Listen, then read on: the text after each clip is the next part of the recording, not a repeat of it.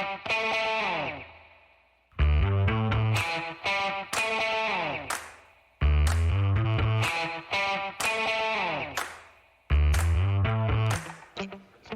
folks. Welcome to another episode of Film Study. This is Ken McCusick. It's time for this week's matchups episode for the defense. And joining me, of course, is co-host Frazier Tafark. Frazier, how you doing? Doing good, Ken. Glad to be a part of the defensive show this week. Big game against the Bucs Monday night against a formidable offense who is on a hot streak right now in the beginning of the season. Yeah, they certainly are. And Baker Mayfield, an old friend from the AFC North, who's lost some games to the Ravens and maybe won one or two as well, but mostly lost some games to the Ravens in his time there. Is a opponent they're familiar with. Some good passing weapons they have if everybody's healthy so far.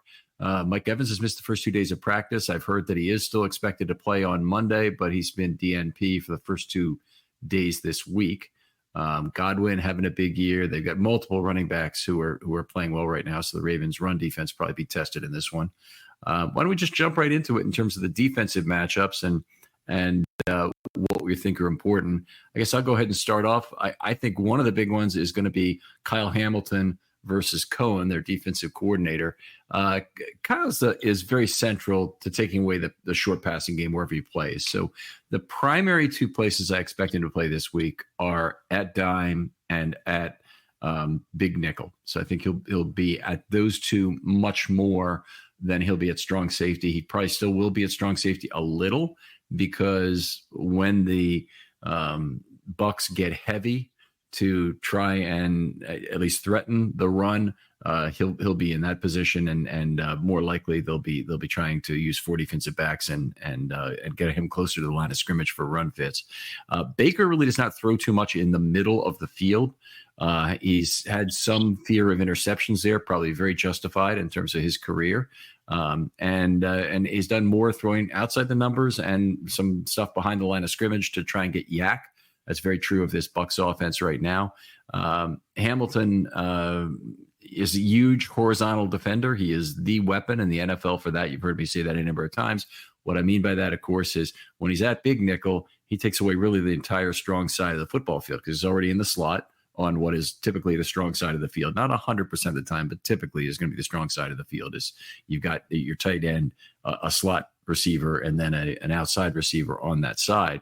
And even though you may want to run those bubble screens over there, Hamilton sheds blocks like nobody else and gets tackles, makes them himself or sets them up.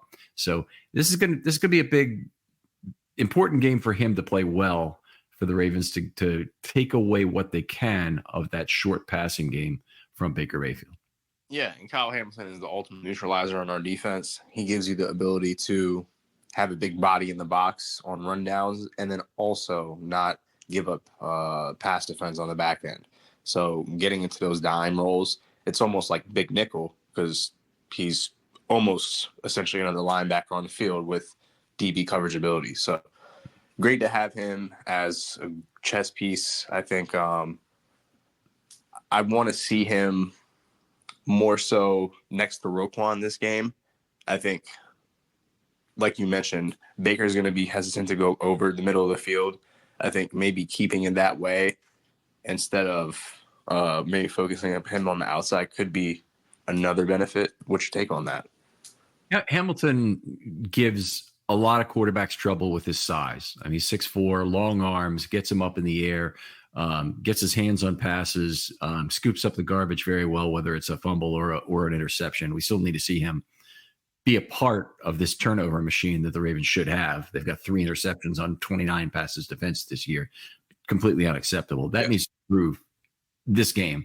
But yeah, he's enormous in that. And I think it doesn't really matter too much whether you're playing him in the middle or in the slot in terms of if you're dropping to zone from there, how he can intimidate a quarterback with his size in terms of not wanting to throw there.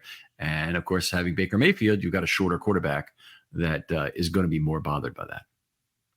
Fair. And then with that being said, as Hamilton is our best chess piece, the other DBs around him have to be of par at least. So going into my next matchup, I have the Ravens cornerbacks versus the Bucs wide receivers. There has been an issue with our corners not being able to get their heads turned around. And it's not going to get any easier this week as we have 2 all-pro receivers. I'm looking for us when we're in man coverage to really see an improvement in that aspect. I mean, there's been some noise about extra practice on that at work for Wiggins and Stevens. I think those are the 2 key guys that need to continue to work on getting their heads around. I think the Bucs might try and expose that with some back shoulder fades and stop routes on the outside. Those seem to have great success against the Ravens. So if it ain't broke, don't fix it. So I think the Bucs are going to adjust and put those little nuances into their offense this week. Yeah, when you look at some of the coverage statistics that have been under the microscope this week in terms of separation by cornerback, Ravens corners show up very well. But Stevens, while he is right on the hip of the receiver, play after play after player, just does not get his head around. As you say, extremely susceptible to back shoulder throws. And Mayfield is a quarterback who will do that. Evans certainly is a receiver who's no stranger to it. So give you problems with a big body. Even Evans with his size, even though Brandon Williams is certainly well above average size for a corner, he is a guy who will give a player like Stevens trouble just because he's that much bigger. So if you're going to be there anyway, Evans can still go up and high point the ball over him, and that's going to either one of those could be challenging. And actually, I'm really hoping after a couple of DNPs that Evans is going to be out this week. But in point of fact, Godwin's been their more effective receiver. He's been up close to 10. I think he's at exactly 10 yards per target, if I recall right now. It's like 380 yards on 38 targets or 290 yards on 29. But I was looking at it the other day during Know Your Foe, and I noticed this. And a receiver like that's going to be of great difficulty to deal with on a regular basis. A lot of his is yak, which is why I think, going back to the initial point, that Hamilton's going to have to be very big in terms of dealing with Godwin on those screens. Yep. And also back to your point about the high pointing against Mike Evans, that's almost the main reason why we'll probably have to bracket towards Mike Evans and leave our chances one-on-one with Godwin. I really do expect to see a lot of zone from the secondary. Maybe in key situations we might get some man, but Mike Evans is obviously the biggest threat because he has a size advantage, but Godwin's is no slouch in the slot, like we mentioned. So it's going to be really tough to see how they tight end's Ott, right? Otten, yeah. He's one of Baker's top targets too. So he has options. Their offense is not short of weapons. I'm anxious to see how they're going to attack him in the back end in terms of scheming coverage and making him pull the ball down and letting the rush get there. Mm-hmm. Well, let's talk a little bit about the pass rush going to the next point.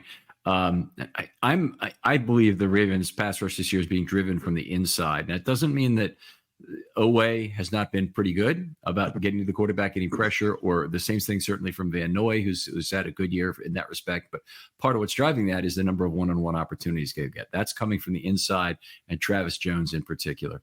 Travis Jones needs to command those doubles. When they don't double him, he needs to be right in there, creating an amoeba pocket that'll be more difficult for a quarterback like Mayfield to deal with. Mayfield does run the ball sometimes, but he's not a super speedy guy. Was a little bit quicker when he first came out, but he's certainly a guy you can spy, or you can just try and keep in the pocket. He does make certainly some unforced errors. 3 interceptions this last week in a high scoring affair. I think a couple of those might have come in a very difficult second quarter for them. But anyway, Travis Jones really the key to me in terms of creating havoc with stunts when he's an underneath guy, and then also creating those one-on-one matchups, whether it's Oweh, Van Noy, Madubuike, Ngakoue, Ajabo, whoever it may be, to otherwise win one-on-one when Travis Jones is there. Yeah, and Travis Jones has taken a big step from last year. I think this Commanders game is almost like a coming out party because it was kind of on a national setting, essentially the game of the week on the first slate. I think he's just going to continue to get better. His reps in college, because he was a senior at UConn, right? And he played pretty much the whole season. He played a lot of snaps as a senior at UConn. I actually don't remember how much he did. I'll take a look at it while you're going, though. Yeah, so he has a lot of experience. His reps are there. I think it's just continuing to compound that interest of his work ethic. And I think he's shown the ability. And it's great to have a running mate like Madubuike at the inside because they've both shown to be able to get right by offensive linemen. So if you have to scheme for one, the other one has another one-on-one opportunity, and it's just going to be hard to pick your poison on the interior defensive line. By the way, they are paired together now basically on every snap. When I look at my score sheet from the last week, they only had 4 guys active, and that might happen again, by the way. But Travis Jones and Madubuike were basically paired together on every single snap except for the last 3 of the game, in which case Madubuike was in and Jones wasn't. But every single one of Jones's snaps, Madubuike was on. And then if you go to the other pairing of Pierce and Urban, they were on the field basically the entire time together. And there are a couple exceptions. There's a couple of base defense, 3 or 4 base defense snaps they played to where Urban was on the field additionally, and there was a couple at the end. But basically, they've gone to this 2 pairing system. It's really working very well for Jones and Madubuike in particular. Yep, and I think it's great for Urban and Pierce because they seem to have an off-field relationship that works very well with their chemistry. So I think continuity-wise, it's a great opportunity for the Ravens. I think obviously if we were to mix and match, like have Pierce and Madubuike in there, or Urban and Madubuike in there, we could get some good results. But still early in the season, those combinations could come later down the road. But right now, it's working out very well. So based off the interior pass rush, to my point, I think another key aspect could be the Ravens edge rushers versus the Bucs pass pro. With the interiors getting so much attention, it's going to leave one-on-one opportunities for Owe, Van Noy, Ojabo, Yannick Ngakoue, and potentially Robinson. I think they have good tackles. Wharf is one of the best in the league. I think just Odafe has to be able to get that speed to power going this game. I think it has potential to make a difference if we're able to cage Baker in and not make him make the explosive play. Kind of keep him in the pocket, like I mentioned, on the back end, trying to make him hold the ball for half a second for the pass rush to get there. Hopefully they make him either force him into some errors or he'll have some unforced errors. Obviously, a big key that the Ravens 4-man pass rush can get home as well. And I think we both kind of hit on that without hitting on it directly, is that if you're trying to take one double team and create a one-on-one opportunity for everybody else, you're trying to get home with 4 men. The Ravens have other ways to get home. They get home with 5 men if they need to. They can come off the slot and do that, but they kind of budget those out fairly carefully. And I think this is another game where it might be better to try and let Baker make some mistakes. Yeah, and I don't think we're going to get too much simulated pressure because Baker has been around in the league for a little bit. I don't think he's totally incompetent. He can understand what's coming. He's seen this defense. He's been in the division before. So I think playing him straight up and, like you said, making him make the errors is definitely the way to go. All right. Hope you'll join us again tomorrow for the offense. But that's going to do it for the defensive show. Frazier, always fun doing this with you. Tell folks where they can talk to you online. You guys can reach me at Twitter/X at F_Rave8. That's F_RAVE8. All right. If you're fans of the show and you like the content, particularly the shorter content, make a note of it in Twitter to us. Respond to when you see this show come up. If you do happen to like the shorter format, I'm considering whether or not we need to have more short shows as opposed to longer ones. If you like this, say so, and I'll try and take that into account. For Frazier Tafar, this is Ken McCusick saying goodbye. We'll talk to you next week on Matchups.